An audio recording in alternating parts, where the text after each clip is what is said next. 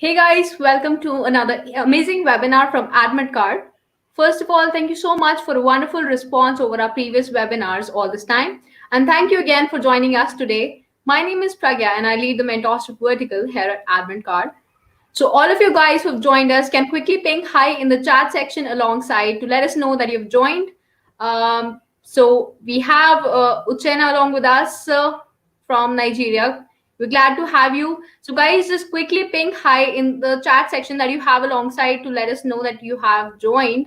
Yukta says hi. Prithvi says hey. Okay, let's just wait for a couple of more minutes until people join us.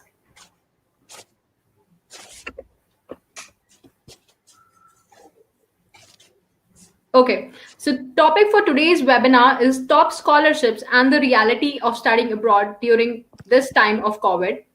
And today with me, I have brought along an esteemed mentor to guide you today. So welcome Swarnim Swasti. She's an assistant professor at Bennett University, and she's been to Oxford University for her master's. At the same time, she's a Commonwealth scholar. Hi Swarnim, welcome to this webinar.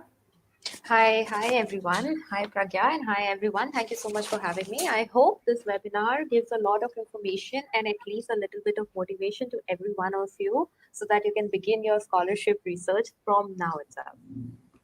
So Swarnim, other than what I've mentioned, just we would like to have a quick introduction from your side in terms of where you're from in India, why exactly did you choose to study abroad, and what have you pursued so far? Absolutely. So I am from a very small village. It's called Banda. It's in the state of Uttar Pradesh. And I have had my education till class 12 in Banda. PCM, of course, all the people who know PCM. Since the very beginning, I wasn't very interested in law, but later on, as the period developed, I became interested in law. And right after 12th, I applied for a professional degree course. That is a 5 years course, and I sat for the examination called LSAT. So anyone who are in their 12th grade or finishing up of high school, 4th year of high school, they can just sit for LSAT, prepare CLAT if they want to go for law. And after that, once I was at Jindal, I was selected. Because of my score in LSAT, I got a scholarship at Jindal, which was great considering the fee. And apart from that, just everything built on. So after spending 4 years at Jindal, I went to United States for my final year of undergraduation. I studied at UC Davis, University of California in the city of Davis. I was there for a period of a year. And along with that, I was also blessed enough to have got a United Nations internship. So I was doing a United Nations internship based out of Davis and San Francisco, mostly Davis because my professor was there. My professor was the United Nations Special Rapporteur. After I finished my undergraduation, I applied for Masters in International Human Rights Law at Oxford University. And by the grace of God, I got in the program, and not only got in the program, I was also chosen for Commonwealth Scholarship, which allowed me to study at Oxford without any hindrance because, as all of us know, financial constraints are a big issue when we talk about abroad and study abroad. So in the later part of once I begin my presentation, the later part of the presentation, I'll tell you all about Commonwealth Scholarship. I'll tell you how to get them. I'll also tell you different modes of getting them. Before we begin, just one thing, everyone has to be very sure what they want to do. And secondly, have a lot of patience in all of those issues. I am here a living example to tell you that if you just pay attention and put all your in and have some patience, you will achieve what you want. Hopefully, this presentation will be a step forward for all of you in order to achieve your goals. Thank you, Swarnim. So today's webinar, as we mentioned, is going to be around a very intriguing topic for every study abroad aspirant, that is scholarships. And yet not many people are sure how to go about a scholarship, if they're eligible or not. So today we're going to discuss all about it, and then we will bust some study abroad myths related to scholarships, and especially at this point of time because of COVID-19. So let me quickly walk you through the agenda. And so Swarnim will address some questions that the students mostly have in their minds, and we'll take them one by one. Post that, you will lead a series of presentation in which we'll discuss in depth on how to get scholarships and various type of scholarships that are available. After that, we'll move on to the Q&A section wherein the students will type down the questions and we'll answer them, right? So let us begin. So the first question would actually start with what is around COVID in your particular country? How is the condition? Has there been an improvement in terms of mobility? So we can have a quick update from your side. Okay. So, India is my country. And to be very honest, when we talk about COVID-19, we are in the phase 4.0 of lockdown, and soon we'll be in 5.0, hopefully. And that 5.0 will have certain, I don't know, leniency in a lot of constraints. However, coming very quickly to the point of state of future higher studies abroad in times of COVID-19, it is difficult. It is very difficult, not only for people who want to apply right now, because there are many institutions who have cancelled their programs for 2020 and 2021. I can give you an example. So the master's program in international human rights law in Oxford has been cancelled for this year. And many of them who have started who have already have their students, selected their students for their class of 2021, they have either have to start an online session or they have cancelled those session or postponed it. So the state of COVID-19, as very much said, it's not an epidemic, it's a pandemic, and its effects are clearly seen in job prospects, in higher education, and also in your day-to-day basis. As of now, I am stuck in Delhi, and there are police barricades outside. I'm not allowed to go out. I'm in one of those orange zones. So hopefully we'll get out of it soon. However, one thing that I really want to bring out to all of you, in this webinar is, irrespective of this COVID-19, many institutions, especially institutions abroad, for example, there is an institution in Sweden, and they are discussing with their students who are included or who have been given admission for their master's program, as to how they want to proceed.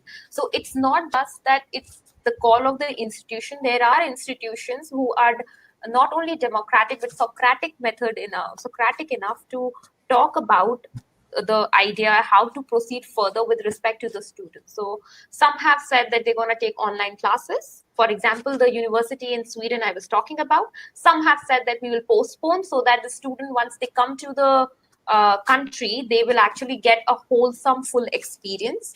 And some of them have also cancelled the courses for the year. And that is a problematic issue, because we do not know people who got selected in those programs, what will happen to them. So these are difficult times, yes, but there is a ray of light which we can see at the end of the tunnel, where universities are also collaborating with the students and asking them what they want to do and what they do not want to do.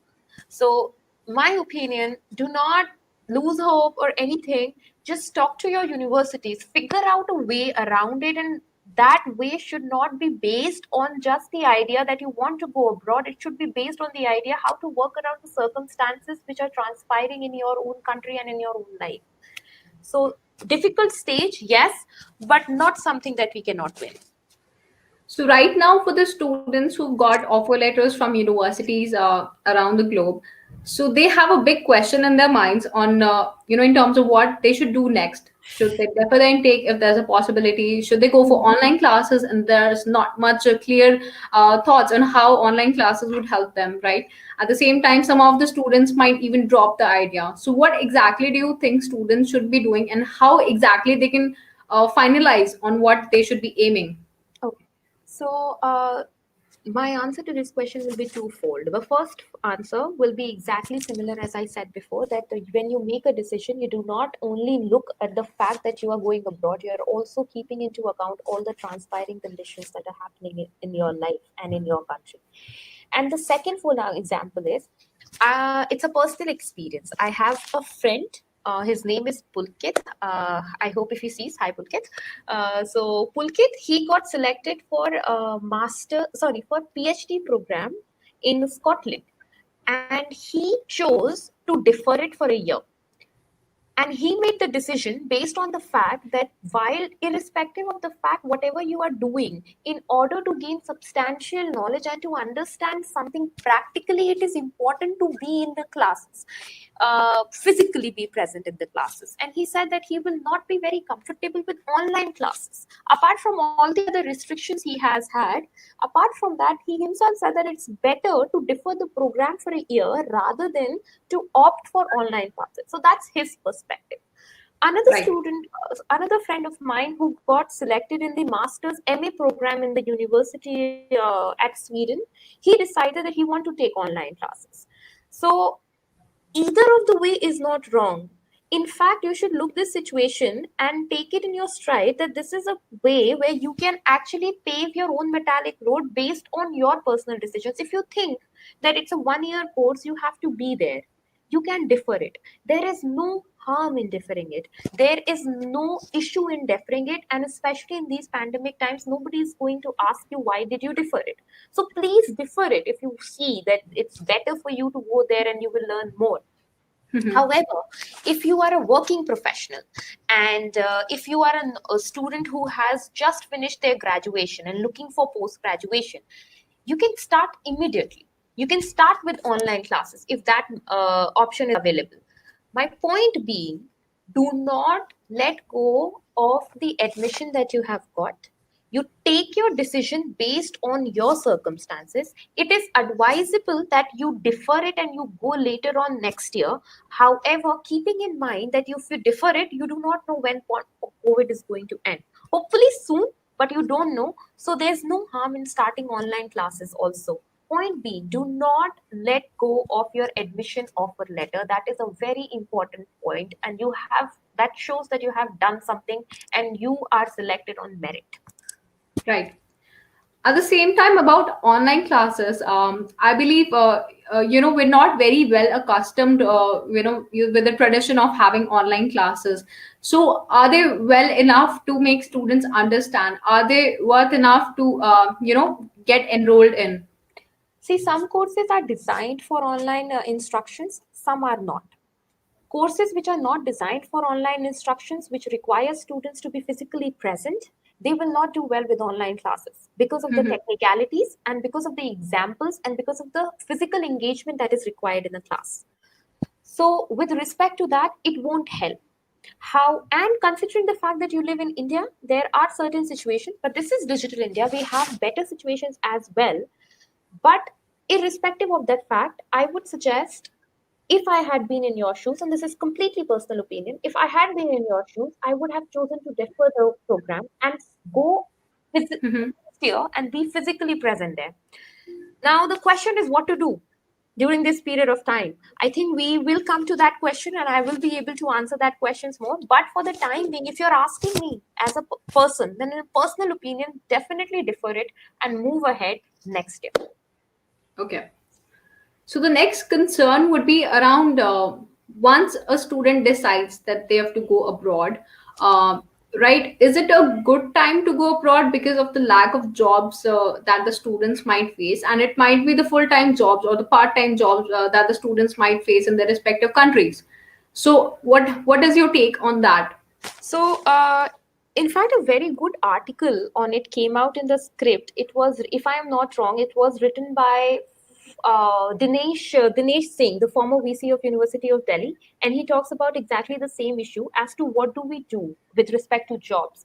So, one thing, whenever you get a degree from abroad, you do know that it holds some value and it is a powerful degree, especially if you've gotten from a prestigious institution. Yes, it's difficult to get jobs, but that has always been the case. Will it be more difficult? Yes. Does that mean that all your effort in going abroad and investing a year or 2 years of your life in getting that degree are wasted? No, they are not. So it is difficult to get jobs. Yes, it is. But I really do not see the ramification of that difficulty manyfold in during pandemic times. What I mean to say is that difficulty has already been existed. It already exists. Always difficult to get a job abroad. And there's a possibility it has enhanced during pandemic, but it's not manifold. So to be very honest, Yes, it is difficult. It is primarily difficult in pandemic situation. Yes. Was it difficult in normal situations? Extremely. What do? Should we not go abroad? You should, because the degree that you get there holds immense value that adds to your career even if you have to come back. Right. If someone who wants to settle abroad could not and will have to come back to India, he will come with a weapon or with an asset of his degree, which will be of not only prestigious value, but also hold immense hierarchy and will be in a upper hierarchical level. So definitely do not lose an opportunity to go abroad, irrespective of the fact that there are difficulty in finding jobs. It's always difficult in finding jobs, even in India, forget abroad. Right. So at this point of time, when the students are making that decision and they're available, so what exactly should they be doing to build up their profile, or maybe to get more confident to crack interviews abroad?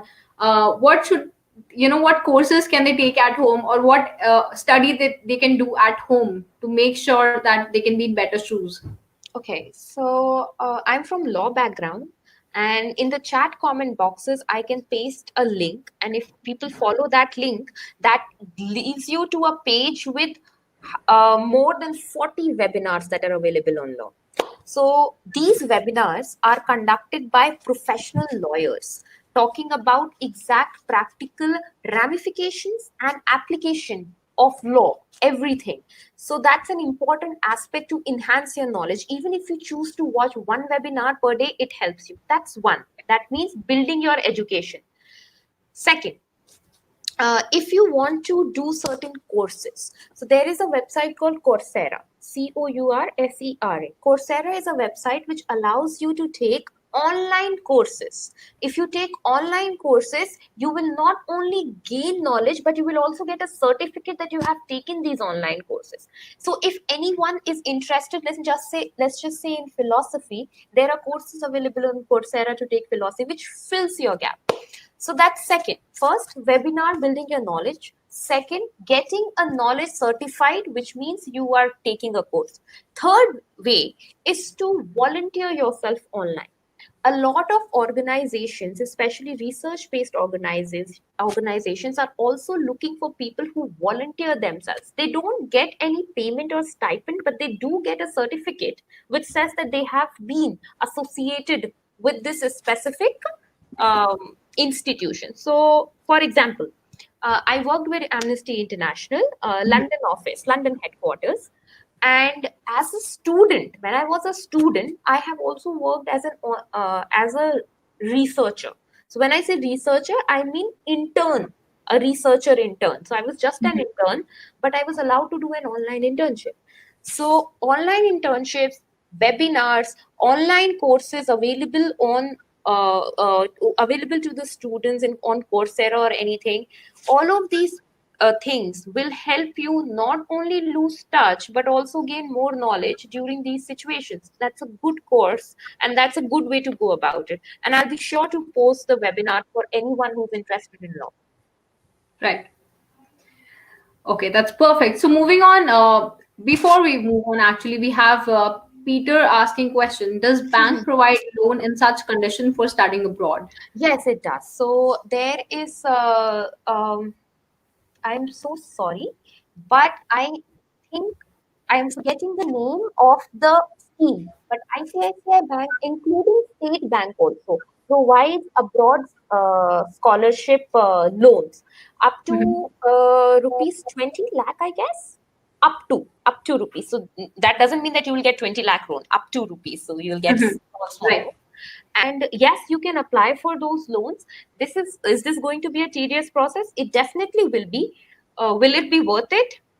If you're going to get abroad and you secure a good job, yes, definitely go for it, shoot for it, root for it.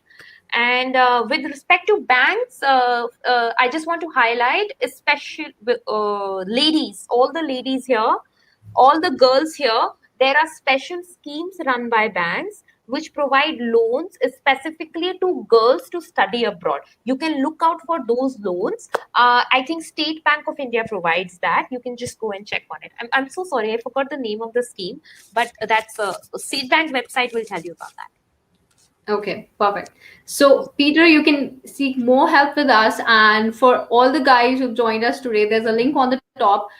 So you can even join Swarnim in an exclusive chat. So just you would see that link on the top for a WhatsApp group, and you can join that. So meanwhile, Swarnim, let us proceed. The next big thing is scholarships, and that is what we have promised to our students.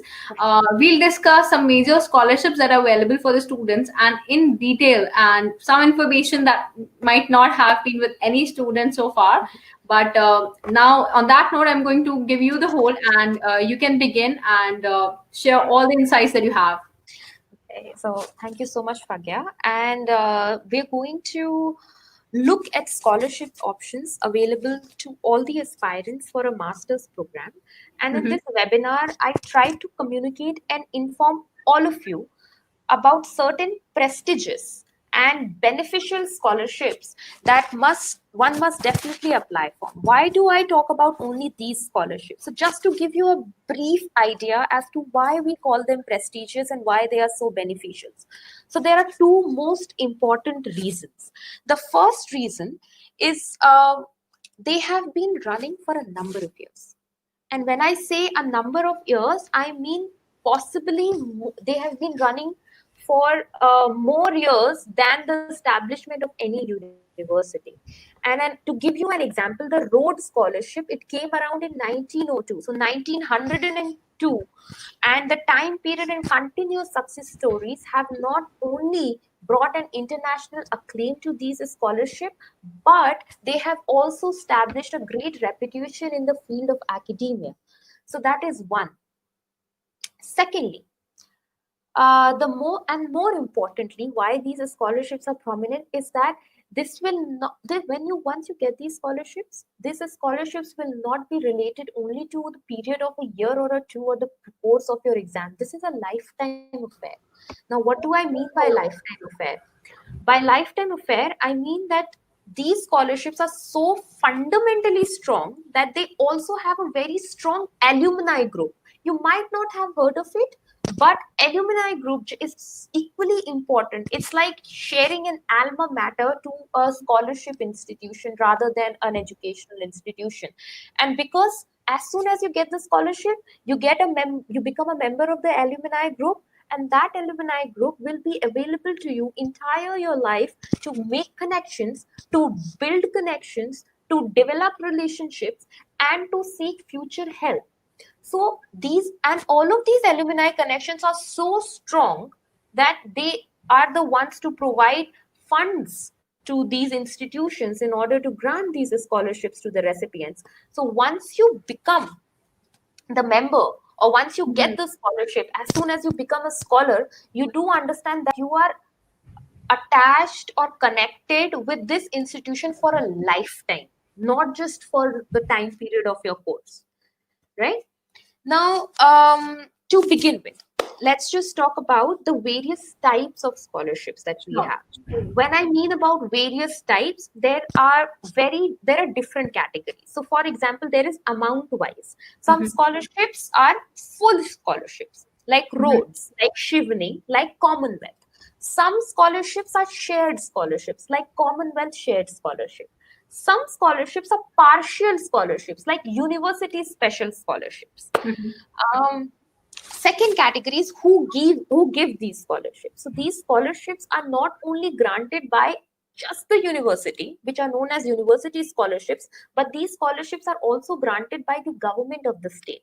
So, for example, Ratan Tata gives a loan to study abroad to every Indian student. If you just Google this Ratan Tata scholarship, you will find all the information on that. So that is a form of non-charitable scholarship, a loan based. So university scholarship, we have commission scholarship, we have charitable organization scholarships. Now, what do we mean by commission scholarship? Commission scholarships are the most important scholarships. One should always try to get one of those commission scholarships, because commission scholarships are a contribution of two governments. So there will be two governments of the states involved in granting the scholarship and the commission itself. So that means they will have a strong alumni network. They will have a network when it comes to job applications. They will have a network and connection to help you in furtherance of your academia, anything whatsoever. So those are also a scholarships that one should always aspire to. And the third scholarships are, some scholarships are granted with respect to the fact of time period. And what do I mean by that? What do I mean by that is, some scholarships are granted only once. So you will get that scholarship only once for 1 or 2 or 3 years, irrespective, depending on the timeline of your course, and you will not be available to take advantage of that scholarship again, right? So you have to make sure whenever you do research as to what type of scholarship you are applying to. So now let's talk about, after we know that there is a fully funded scholarship, partial scholarship, university-based scholarship, commission-based scholarship, everything's so confusing. What to do next? So let's talk about certain scholarships, Right. specific scholarships, which will tell you exactly what these scholarships will do and how will they help. So like I said, there are 3 most important scholarships when we are, let's just take United Kingdom as an example. So Right. there are 3 most important and prestigious scholarship available for to study in United Kingdom for a master's course and also for PhD course. What are these 3 scholarships? These are Rhodes Scholarship, Commonwealth Scholarship, and Chevening Scholarship. Please pay close attention to all of these scholarships. Let's talk about Rhodes Scholarship first, and let me make it very clear that once you get Rhodes Scholarship, all of your expenses will be paid, including your flight ticket. So your accommodation, your tuition, your flight tickets, all will be paid. So now, what is a Rhodes Scholarship? Let's go about it. Right. So as we already know, that Rhodes Scholarship is an international postgraduate award for students to study at University of Oxford. It is the oldest and perhaps the most prestigious international scholarship program. It enables outstanding young people from around the world to study at University of Oxford. It was established in 1902, and over 100 years, the Rhodes Scholarship enabled outstanding people to undertake full-time postgraduate study in Oxford University. And by the way, Oxford University was ranked the first by Times Higher Education ranking in 2017 and 18. So if anybody has an aim to go and study in Oxford, Rhodes Scholarship should be one straight point of contact that you should start with. Now, what are the benefits of it? So there are over 100 Rhodes Scholarships which are granted each year for postgraduates to study at Oxford, and 5 of them are compartmentalized for Indian students. So 5 students will get Rhodes Scholarship every year. Is it restricted to a certain course? No, it is not. It is not restricted to a certain course. The country I'm meaning is United Kingdom. I'm sorry. Yes. So now, what does this scholarship do in terms of your studies? Apart from building a group, apart from giving you all the benefit, what extra does it do? So very important thing, every one of us has heard, there is no fame without a name, right? Your name, the name of a prestigious institution or a prestigious scholarship associated to you makes everything better. Many-fold, right? That is what they do. Rhodes Scholarship, you will be called a Rhodes Scholar. You will be part of the alumni group. You will be given preferences. You will be given better chances. You will be given better opportunities. And all of that not only comes just from the fame, but all of that comes from over 100 years experience of Rhodes Scholarships. Now, how do you apply? And what are the stages of application? So when we are talking about stages of application, the first step is you go online, and as you can see on the slides, the second last point on information gives you an information on Rhodes Scholarship, and the last point, application guidelines, provides you with the guidelines, tells you about the eligibility criteria, it tells you about for what programs it is available, tells you about for how long you will get it. Right. So 3 things are important. Rhodes Scholarship is available for University of Oxford for any program. master's in any program, irrespective you're from art field, you're from law field, you're from doctorate field, irrespective, you can apply for it. Secondly, the application deadline period is usually from June to July every year. So you have to check that. Third, what documentation should you be prepared with and what other preparations you have to be done? First thing that you should do is you should understand what courses you want to take. So go on to the University of Oxford website, check Right. out the courses you want to take. Select at least 3 courses because those 3 courses will help you to get Rhodes Scholarship. You should know.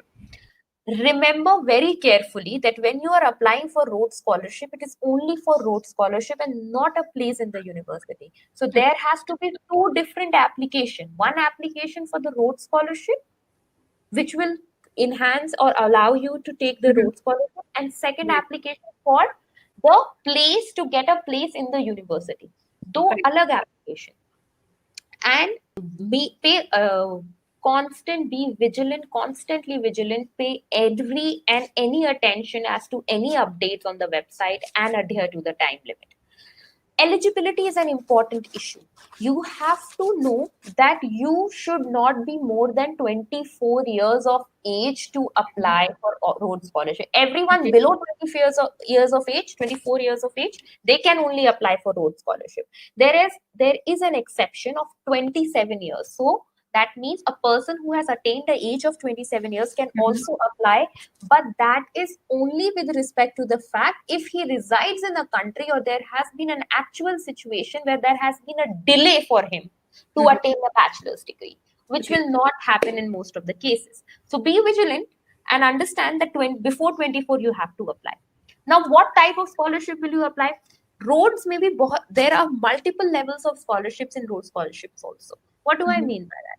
I mean, there are 3 most important types of scholarship. There's a multi-jurisdictional candidates, inter-jurisdictional candidates, and global scholarship candidates. There is something known as jurisdictions of constituencies. Now, what are these? These constituencies are basically countries. So, in order to get Rhodes Scholarship, the Rhodes Commission has figured out constituencies.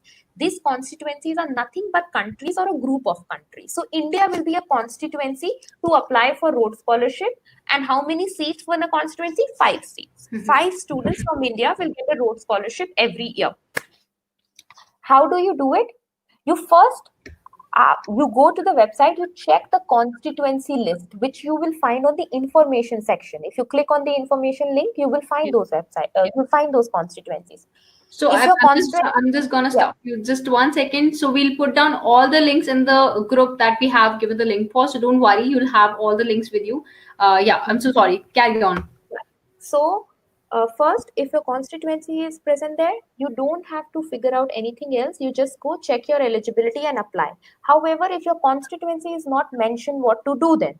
In those conditions, you can apply for global scholarship. You will be called as a global scholarship candidate.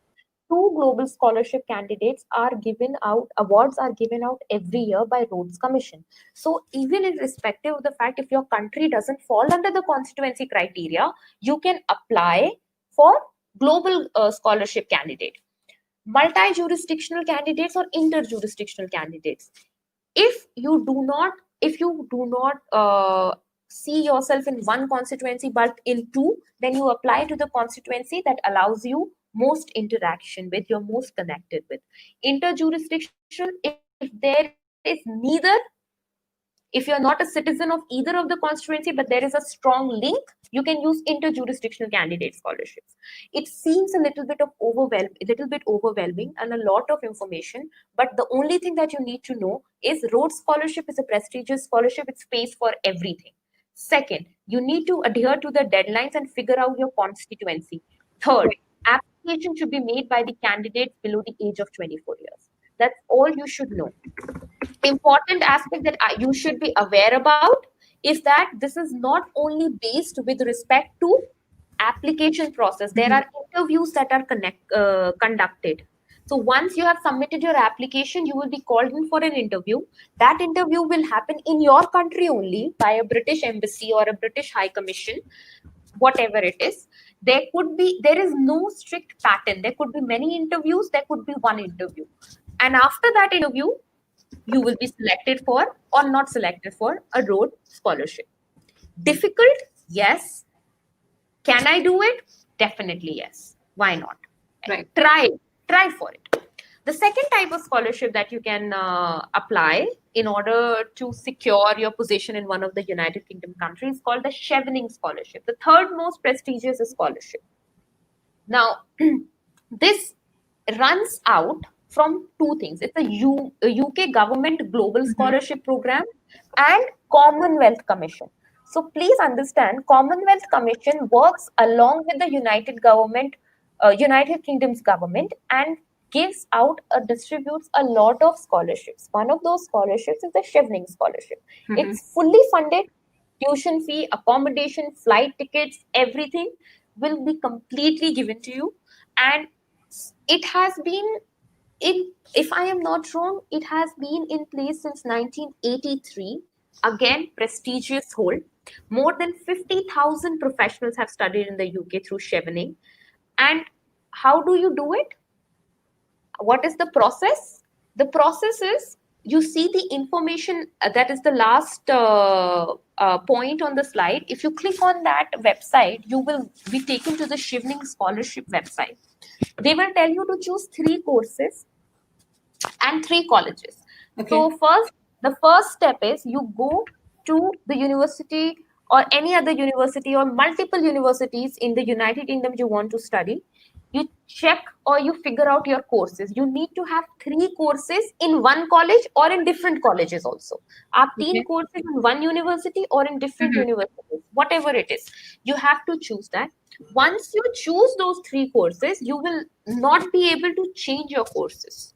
So remember, before filing an application for Chevening Scholarship, you should be very sure as to what you want to do. If you want to get a master's in linguistics, if you want to get a master's in archaeology, if you want to get master's in literature, whatsoever, you have to choose 3 universities and 3 courses. Once you do that, you fill out those courses, and you will need to apply separately to selected courses directly via the university. Similar thing as in Rhodes, and you need to apply as soon as possible. So you take 3 courses, you apply for those 3 courses, you take those 3 courses, you apply for Chevening Scholarship, you mention those 3 courses, and if you get it, then that will be a fully funded scholarship with a roundabout flight ticket, your accommodation, your tuition fees, plus you will be a Chevening scholar. Again, the prestigious and the alma mater type of thing. That means you will be a part of the alumni group. The deadlines usually open typically in the month of April.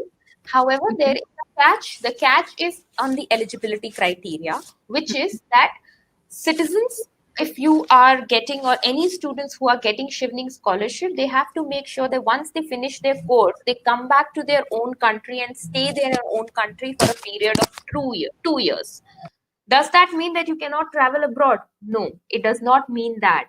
It means that you have to come and work in your country. That does not mean that you cannot leave your country. There have been many questions with respect to that previously.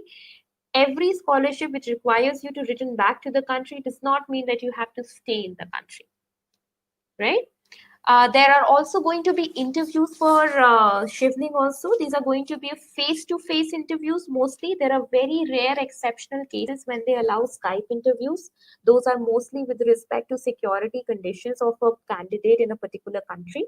Otherwise, there always will be face-to-face interviews, no Skype interviews. Those face-to-face interviews will be conducted in your own country. So either UK Higher Commission or the embassy will do it. Now, the Commonwealth scholarships. Now, these scholarships are a different category altogether. Why? Because this scholarship is not only restricted to UK. It applies to Australia and it applies to Singapore. So what do I mean by that? By that I mean that there is something known as Commonwealth Scholar Commission. That Commonwealth Scholarship Commission, which operates from the UK, it provides the main UK government scholarship scheme led by international development objectives. What is this? This means there is a commission which works with the UK government, along with the UK government and the host country's government, any Commonwealth government, they collaborate, and they give scholarships, or they provide scholarships to exceptional candidates. Now, why is it different from other two scholarships? Because it applies to all the Commonwealth countries. Now, what are Commonwealth countries? Canada, India, Australia, Singapore. Why is it different? Because you can not only go to UK, but you can also go to Australia. You can also go to Singapore. Okay. So this is a very important scholarship, because the number of recipients is not dependent. They don't have a fixed pro data or pro date data, or you give onto the fact that you're going to provide the scholarship to these many number of students in a specific country. There is no data as such. So these are very, very competitive, highly competitive scholarships. Coming to the main point as to who can avail these scholarships. Low and middle income Commonwealth countries. India does come in that category, so you can. There are 800 scholarships and fellowships for postgraduate study and professional development, which are given to Commonwealth citizens every year. What does it sponsor? It sponsors a full-time taught master's studied at the United Kingdom University, Australian University, or Singaporean University. Mm-hmm. Another thing that I should mention is that there is something known as PhD Commonwealth Scholarship also, and there is something known as Commonwealth Fellowship also. The difference is PhD is for PhD candidates. Fellowship is for working professionals who want to go abroad and conduct a research for a minimum number of months. So let's just say you are a professional, and you're a professional in politics or political relations. You want to go to UK, you conduct a research based on any quantitative study or qualitative study. You want to do that, you can do that, and you will be paid for it, and you will be sponsored by the Commonwealth Fellowships. So anyone, I didn't think that people will be here, but anyone who wants to go can look for Commonwealth Fellowships also and Commonwealth PhD Scholarship also. Right. Now, you can get, as I already said, 3 countries, UK, New Zealand, Singapore. How can you get it? The process is a bit difficult. Why? Because Commonwealth Commission does not take direct application. So you have to go through the Ministry of Human Resource Department of India. It's called Sashakt, SASHAKT, Sashakt. Once you go there, you enroll yourself. Once you enroll with your HRD, you have to come back to the Commonwealth Commission. You have to enroll yourself in that. So 2 ways. First, you enroll yourself in MHRD website. Second, you come back to the Commonwealth Commission website and create an account for yourself. And then all the information, all the documentation, all the references will be made through the electronic system on the Commonwealth website. That's how you do it. What will happen later on? Once you get shortlisted, you will be called in for an interview. During the interview process, you have to carry all the original copies of your document. Once you carry all the original copies of the document, there is a possibility they might take your document for some time. It's not that they're going to take it. And then once you qualify the interview, you get the scholarship. There is an eligibility criteria, 40 years.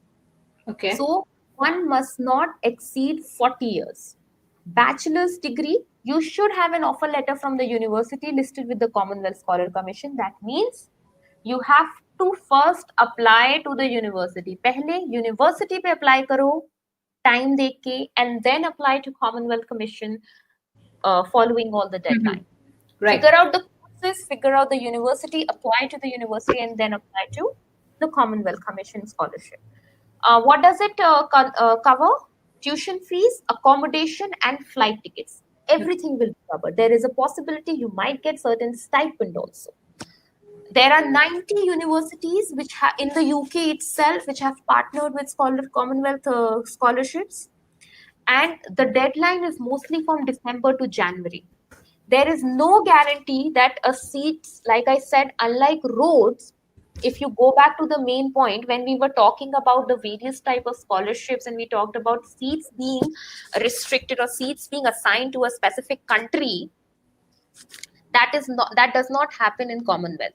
So road scholarship, There are 5 Rhodes scholarships which are completely assigned for Indian students. 5 students will get that scholarship. But with Commonwealth, that is not the case. Okay. There is not a specific number of scholarships that are allocated to any country. So that makes it severely, highly competitive. Right. Now, there is another way to get this scholarship, and that comes out from a personal experience. So Okay. while I was applying, I was in the United States, finishing off my last undergraduation year, and I wanted to apply to University of Oxford for Masters in National Human Rights Law. Once I applied, there is a so one thing that you need to understand is that once you apply for University of Oxford, all the courses have one similar way and similar form of documentations that they require and one single portal.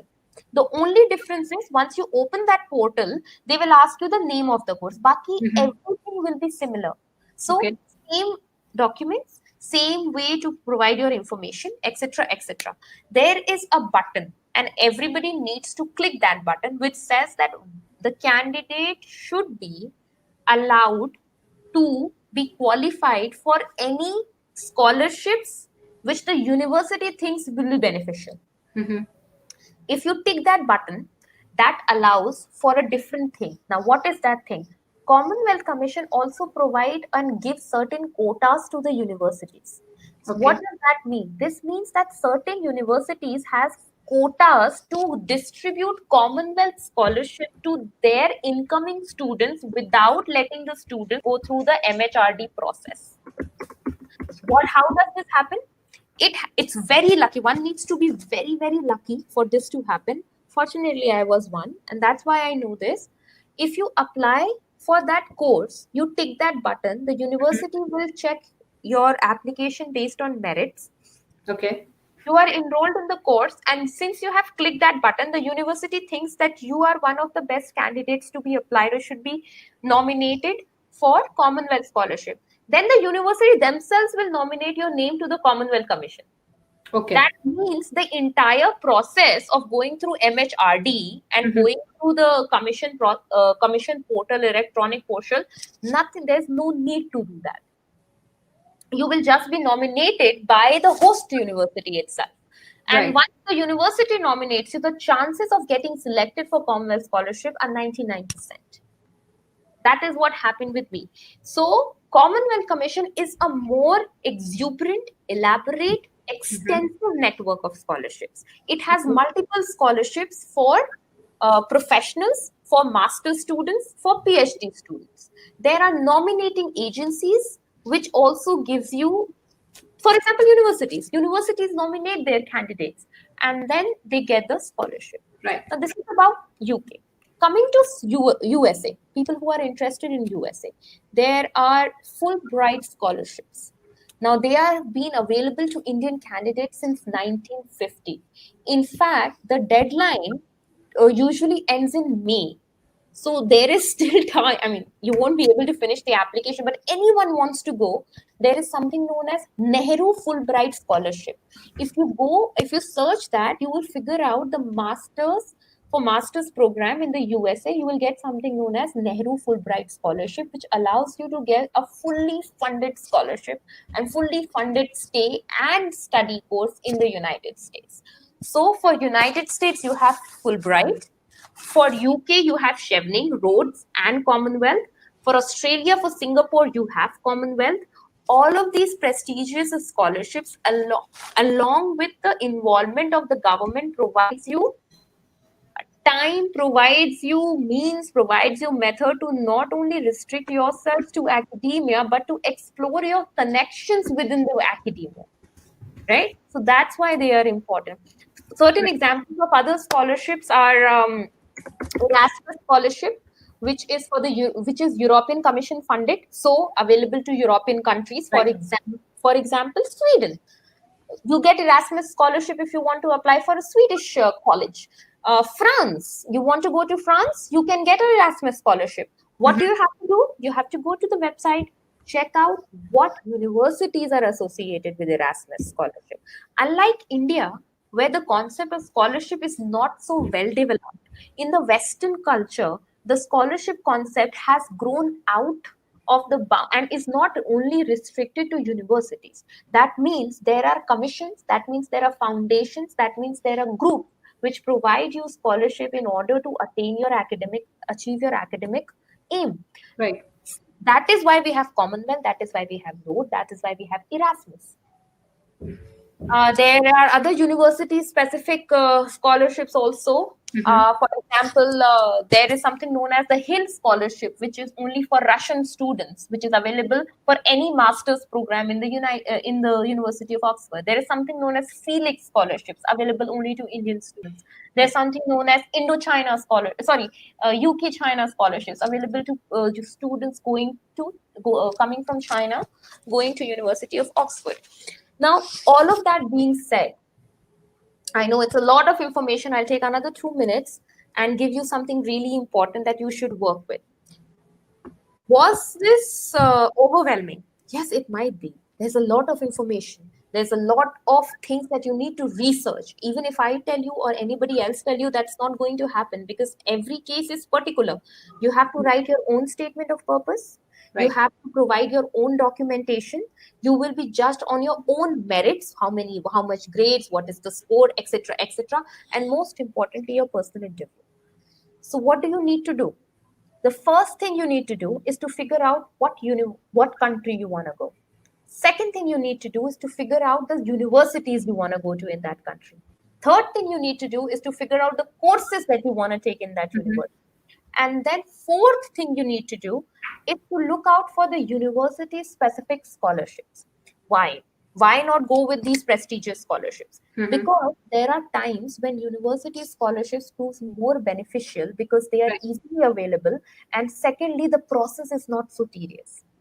You apply to university, you send in one more SOP, and they will figure it out.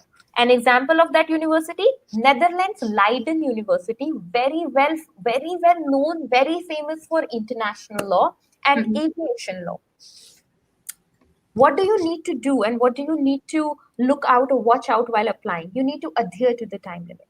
So do not miss out the deadline. You miss out the deadline, you miss out everything. Secondly, you have to understand the guidelines. You have to adhere to the guidelines. You have to read those guidelines. Sometimes those guidelines differs on the eligibility criteria. For example, Rhodes may 24 years. In other, there's 40 years. Sometimes they differ on country-specific basis. So read those guidelines. Third, and very important point, you need to begin your research at least 1.5 years before your application. Because preparation is very important when it comes not only to statement of purpose, but also documentation and preparing yourself for the interview and just mentally preparing yourself that you are going to go through all this tedious process. Begin with making a list of the scholarship that you're eligible for, and then work on them one by one. Make an elimination process. Is Commonwealth important to you? Yes. Why? Because tuition is fully funded. Accommodation is fully funded. Flight tickets are provided. Stipend is given. So yes, it stays there. Is Felix so important? Maybe not, because it's only giving 25%. So it's and also it's a university-specific scholarship. You do not need to take a different method or different means to apply for that scholarship. Right. So you need to take an elimination process. And most importantly, whenever you get an opportunity to go abroad, you not only go there, you capitalize on that opportunity.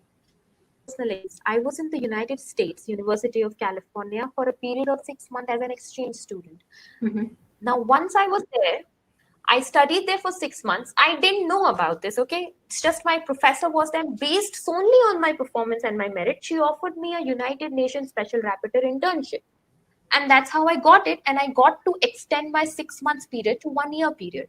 I did not do anything. I just capitalized and worked on my performance in my class and built a rapporteur with the professor itself. That's one. Second, in 2015, I went to, I worked at the Supreme Court of Hawaii in the United States in Hawaii for a period of 1.5 months as an internship, as an intern. And I built a strong bond there. You build a rapporteur, you work hard, you talk to people, you make connections, so much so that later on when I require to communicate to them with respect to a reference letter or anything, it was an easy peasy and you could do it.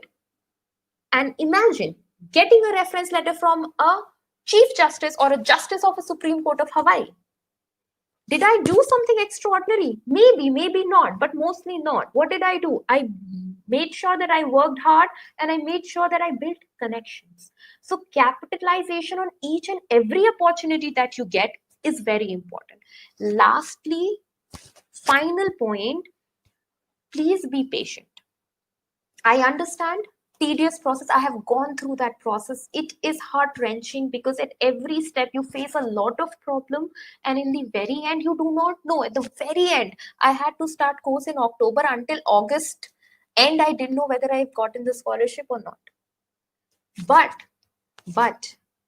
once you get it, it's all worth it. And you don't lose anything by applying. So Right. just apply and give it your full shot. Be patient, do not distress, and keep your perseverance. And I'm pretty sure that after this webinar, if you just type scholarship on Google, you'll get a lot of way. Your brain will function in a way where you will figure out ways to gather, to learn, to decide, and to apply for these scholarships. Right. Even I believe at many point of times with all these scholarships, most of the students think, is there any extraordinary thing that I require to get into this scholarship, or to make myself eligible for that? Honestly, it's all about trying, and it's really great to have received that confidence from you in terms of being a Commonwealth scholar yourself. I'm sorry, but I partially disagree with you. Why? Okay. There is something extraordinary we are looking for, or all these Commonwealth or all these scholarship people are looking for. That extraordinary is the patience and the perseverance of a person. Right. Don't distress, not at all. If you could not finish something today, you can finish it tomorrow. But that is what is important is that you start the process the very beginning. Right. Very beginning. You just start it small. Take an hour every week. Figure out, do a research, make a simple list. Take 2 months to figure out what university you want to go to. But do that. Right. Something you can do in COVID timings. Right. Also, so first of all, let's take a question that we have from Yash. So for scholarship application, is it compulsory to apply at universities first? Yes, that is absolutely correct. So for most of these scholarships, the ones that we talked about, whether it be Commonwealth, Shivling, or Rhodes Scholarship, you need to have an offer letter. So that means that let's just say you want to apply to University of Oxford for 2021-2022. So that means your process will start in 2020. 2020, you will apply first you will apply for the course, and then secondly you will apply for the scholarship, and then you will wait. By the end of 2 or 3 months, you will get the acceptance letters or a rejection letter from the university. If you get accepted, only then your application for scholarship will be taken into account. And then they will decide on the fact that, yes, this person has received an offer letter from the university, and that is why this is more of a point that he should be given or she should be given the scholarship. So yes, you have to apply to a university first. Thank you. So I hope, Yash, your question has been answered. So guys, you can quickly put down your questions in the chat section and we'll address them. So one question that I have from my end is the SOP, or the statement of purpose, as we call it, we need to write even to apply for a scholarship, right? So what important pointers that a student should include in their SOP to make themselves worthy enough and to highlight their credentials in front of the universities? Okay, so 2 things. Personal experience. You need to be as genuine as possible, because what is the purpose of SOP? To be very honest, the purpose of SOP is to understand the person. Otherwise, your merit, your qualifications, your extracurricular activities, etc., is all of it is available via your CV or your merits or your cards, your grade cards, your results, etc. SOP is something which is, in our student language, we call a window to see what type of a person he is or she is. And that is why SOP is very important. Be genuine. How to be genuine? Why do you want to apply for this course? Who is this person who is doing, just take my example. What I thought is, once I applied for the program, is that who is me who is doing so many things in last 2 years. I'm doing my bachelor's, I'm doing an internship, I'm doing another internship, I'm studying as an abroad program. But why am I doing this in a period of 1.5 years? Why? Because I want to study more about international law, because it piques my interest, and this is something which I can get only abroad, because India that's not a huge market for international law. That's Right. one. Second, developed out of genuine interest. Third, and very specific, why one specific country? Be honest. I like to travel. I like food. I like food. I like to try different culinary dishes. I like to try the different combination and diversity that one person can experience in a country which has ruled us for a number of centuries. Right. So just be honest. And another important pointer, do not stress about SOP. People will say it will take 6 months, 7 months to write your SOP. Does it? Not really. 1 month is enough. All you have to do is you need to be very clear, what are you going to write about? And the answer is, you're going to write about the person which will get this scholarship or will get this admission, because apart from all the merits and extracurricular activities that the person has done, the one individual as a person is interesting, capable, and informative enough to be enrolled in this program. Just prove that point. Sounds easy, but it's not that easy. That's why you need 1 month. But 1 month is okay. If you put in a lot of effort, 6 months, you'll get confused. I've tried that. Don't do that. It's not good for your health. Not good for your mental health, for sure. Okay. So next question we have from Salim. Which are the exams that needs to be written? So although Salim hasn't mentioned Okay. the course, but yes. Okay, so to be very honest, Salim, if you're coming from a country where English is not the first spoken language, in those situations, there are 2 different examinations that you have to take. It's depending on the fact whether you're going to Europe or you're going to USA. So if you're going to USA, you have to take something known as TOEFL, and if you're going to the Europe or UK, IELTS. These are examinations that judge your language proficiency. How and you have to prove, you have to get a certain number, a certain percentage in these examinations, and that differs based on the university. For example, Graduate Institute of Geneva in Switzerland, for master's program, it requires you to take and attempt IELTS, and once you do that, it requires you to achieve 6.5% on the IELTS to clear your English proficiency. USA में you have TOEFL to do that. So those are English proficiency tests. Another thing that I want to just highlight, anyone who has at any point of their life spent 1 year of their education in any English speaking country, it could be New Zealand, it could be Australia, it could be US, it could be UK, whatsoever. During that, if you have done that, then this eligibility criteria is something that you do not require to meet. So that means if you have spent 12 months of your education in an English speaking country, then you will not have to take either of the 2. But that depends on the university. Example, real life example, in order to apply to Oxford, you need to clarify IELTS. But if you have taken 12 months of your study, your education, bachelor's education in an English-speaking country, then you do not need to. I had done that, so I did not require to take the test. Okay.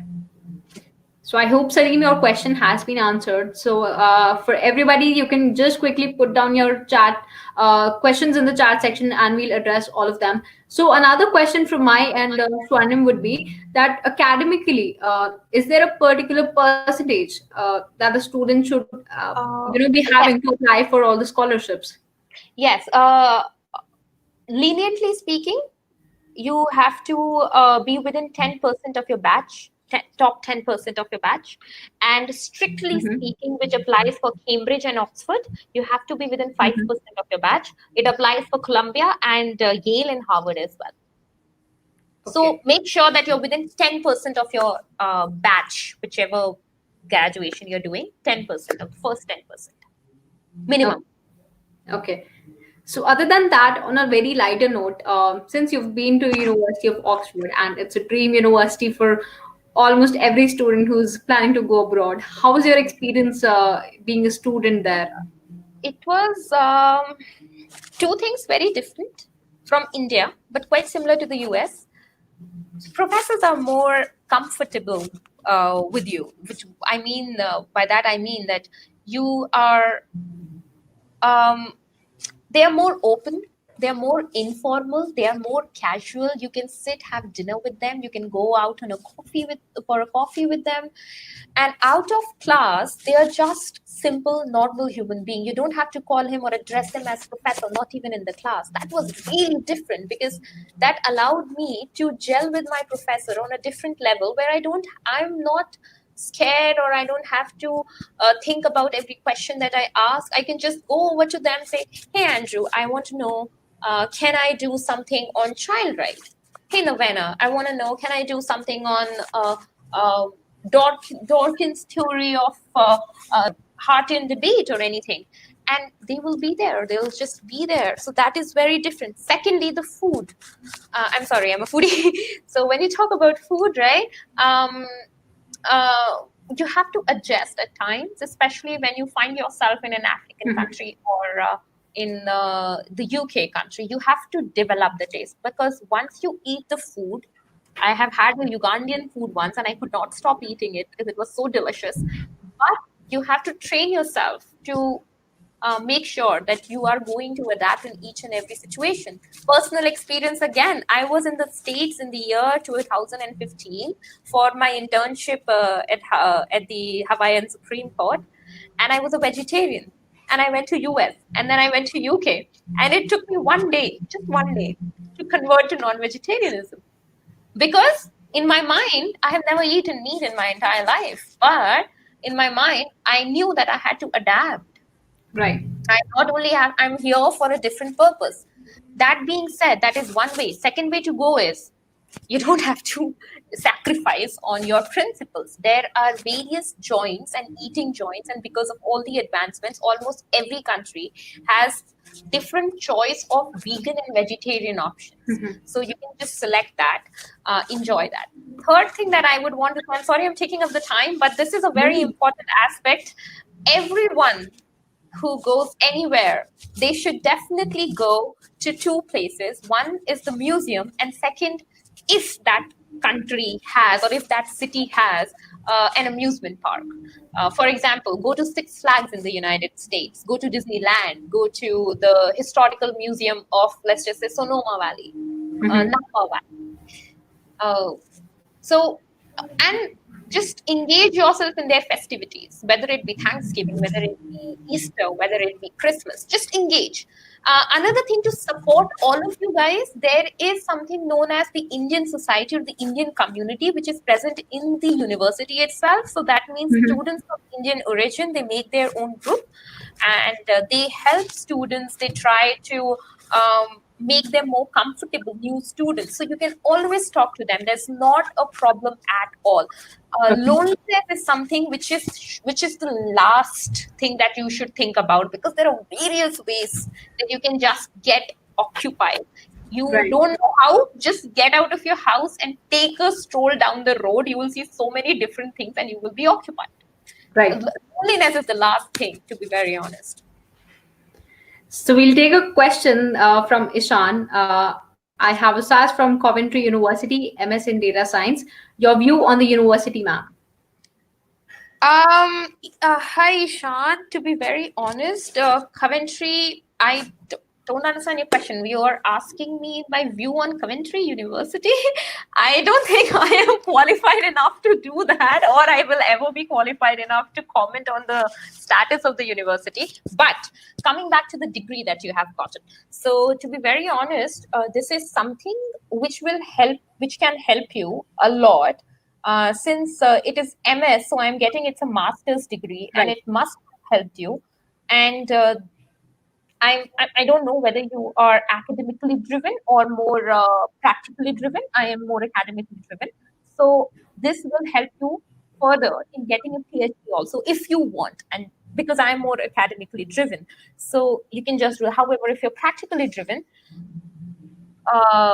you can just carry forward with your work. I'm pretty sure your degree will be appreciated.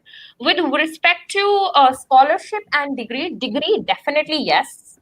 To be very honest, any abroad degree taken from a good university, and Coventry is not really bad in the ranking last I checked, in the QS ranking, holds a definite value to it.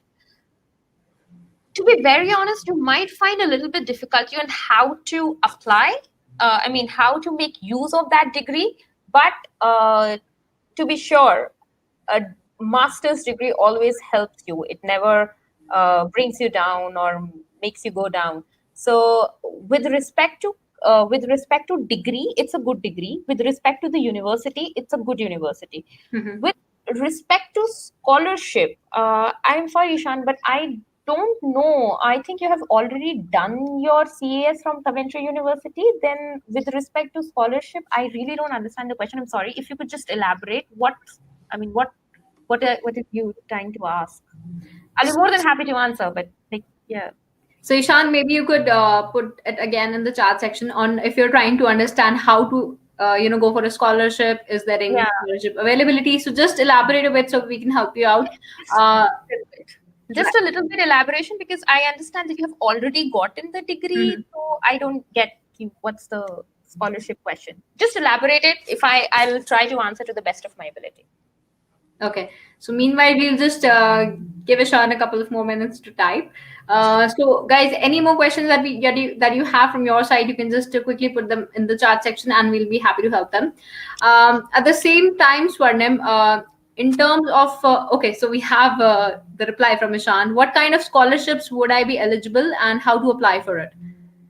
So if Swarnim, you have a lot of idea in terms of how to apply for a scholarship eligible in Coventry University, you can answer. Okay, so let's begin with it. The first step that you need to take, in my opinion, is go on the Coventry University website and figure out the scholarships that are available to Indian students. I'm guessing your nationality is Indian. To provide it to Indian students. There are specific university scholarships that are provided only to Indian students. And if the only eligibility criteria is that you have to be Indian and you want to pursue your master's degree. So that's one. Second thing that you can do is, other than going to look out of specific Indian students, you can look out for low income strata country scholarships within the perspective. For okay, you have gotten the CAS, you're waiting UCA. Yes. Okay. All right. Okay. So that makes sense. I got it. I got your point now. So look for universities which you look for scholarships which are available specific to Indian students in Coventry University. If that is not possible, look out for the scholarships that are available to abroad or international students in the Coventry University, and figure out if you are eligible for that or not. Because at times universities which provide scholarship to international students, they provide these scholarships for undergraduate program and not for postgraduate program. So you have to figure out what type of international scholarships are they providing. Begin there. Then move ahead and look out and watch out for Chevening Scholarship. There is a possibility you can get Chevening Scholarship because, it's UK. So try that. I think those three areas to work on. First, university scholarships specific to Indian students. Second, university scholarships available to international students. Third, Chevening Scholarship. If you want to explore more, then you can go for loans that are available to Indian students studying abroad as a form of scholarship. The Tata website that I was talking about, please go through it. They provide at least 20 lakhs if I'm not wrong. I think that will help you with the scholarship criteria. Perfect. So I hope, Ishan, your query has been answered. So meanwhile, just like the last question from my end, in terms of the merit-based scholarships, so there are some scholarships that the students apply for before going to the university. At the same time, once they land into some university and they're studying there, is there any scholarship available? Once they have maybe covered one semester of their study. Okay, yes. So usually when you get these scholarships, you get for the entire duration of the course, which will cover both the semesters, as you very well said. But the partial scholarships that you're talking about, or the shared scholarship as we call it, you're talking about, they provide you scholarship only for a period of 6 months. But that means that portal is open again for the next 6 months. However, I am not up to date with the partial scholarship. The one I can tell you is the partial scholarship for Mexican students in the University of Oxford, and partial scholarship for international students also. You can check that. Other than that, the best way to do it is to opt for a scholarship which runs for an entire duration of the course. And like I said, I don't think partial scholarships are so prevalent, to be honest, because they don't make sense, right? Partially karo, and the next time you will have, what will you do? So they're usually for the duration of an entire course. Similarly, as roads, it's for a duration of an entire course, be it 1 year or 2 years. Okay, perfect. So on that note, I think we don't have more queries, but guys, for the last few minutes, you can put down any queries that you have.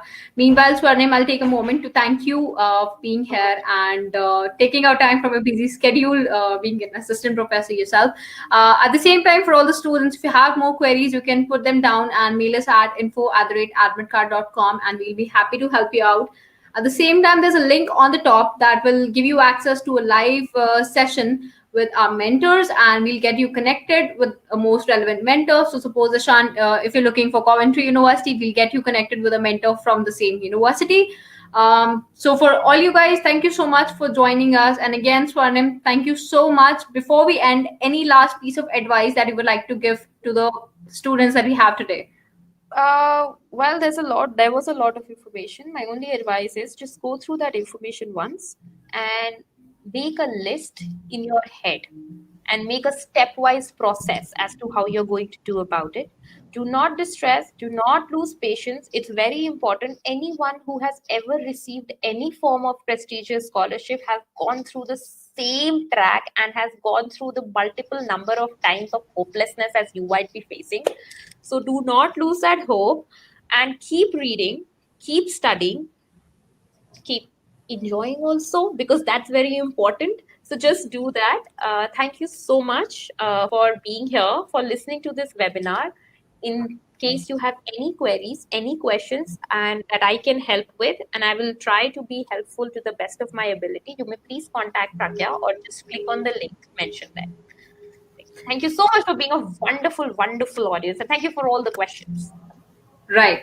So thank you guys for joining us today, and we'll be back with another webinar. Like Swarnim mentioned, you can join the link on the top if you have any more questions, and you'll get a reply from Swarnim.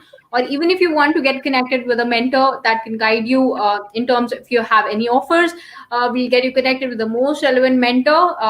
At the same time, you can mail us at info@admitkard.com. So on that note, I'll take it off, and thank you, Swarnim, again for joining us. And yes, so Salim and Nishan say thank you. So at the same time, I would like to thank you for joining us today, and take care and stay safe, everyone. Bye, guys. Take care, please.